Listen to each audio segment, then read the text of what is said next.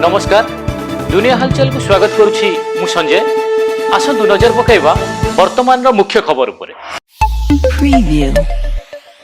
Puri railway station रे अघटन निर्माणाधीन छात भुशुड़ी पड़िबा फल 3 जन श्रमिक आहत होइचंती। एहा सहित भुशुड़ी थिबा छात तळे आउ किछि श्रमिक फसी रहितबा अनुमान करा जाउतबा बेले घटनास्थल रे अग्निशम बाहिनी पक्षरु तुरंत उद्धार कार्य जारी रहिछि।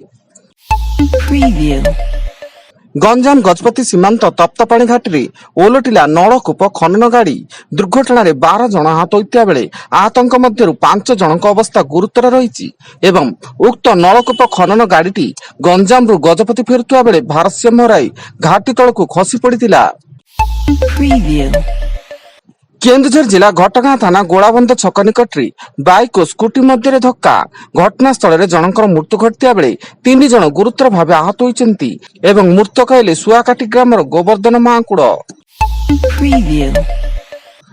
कलाहांडी जिला और नुआपड़ा जिले में मार्थ निर्वाचन प्रचार कले बीजेडी नेता भिके पांडियान एवं बीजेपी रो डबल इंजिन नारार जवाब प्रतिवाद रे कहिथिले जे ओडिसा रे सबुबेले नवीन बाबूंको इंजिन ही चलिबो।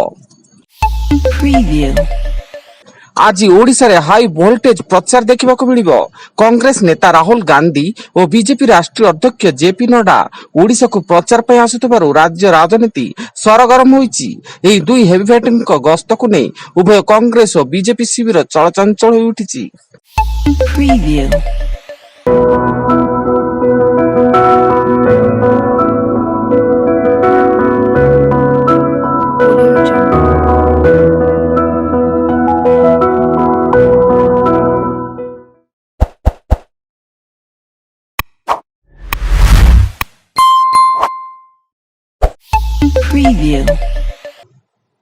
राज्य में प्रचंड ग्रीष्म प्रभाव जारी रही।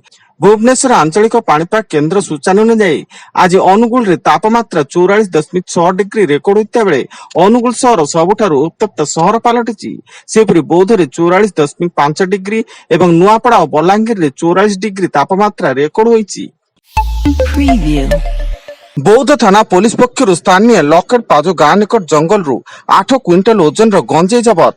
एने बौद्ध थाना रे एक मामला रुजु होइता बेले इथिरे कहार संपृक्ति अछि, गंजेई केउठारे आसी सेठारे किए गचित रखितिला सेने पुलिस अधिक तदंत जारी रखिछि।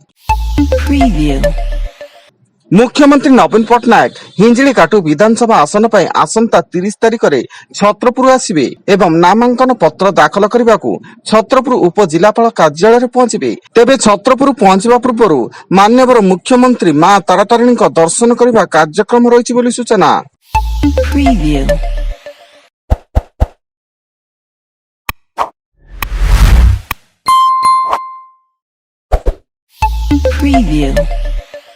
कंधमाल जिला सदर अबकारी विभाग को मिली बड़ सफलता। स्थानीय गोछपड़ा थाना अंतर्गत बुडेन पंगा ग्रामर जन महिला बाड़ी 220 किलोग्राम ओजन गंजेई जबत करने सह उक्त महिला को गिरफ्त कर कोर्ट चालाण करिछि अबकारी विभाग। एवं अमेरिकार साउथ कैरोलाइना प्रदेश रे एक मर्मन्तुद सड़क दुर्घटना 3 जन भारतीय महिला मृत्यु। उक्त महिला कार जोगे द्रुत गति जाउता बेले ड्राइवर नियंत्रण हराई गछरे पिटी होइतिला। वर्तमान पाई एतिकी अधिक न्यूज अपडेट्स पाई विजिट करंतु आम वेबसाइट www.duniyahalchal.in। धन्यवाद।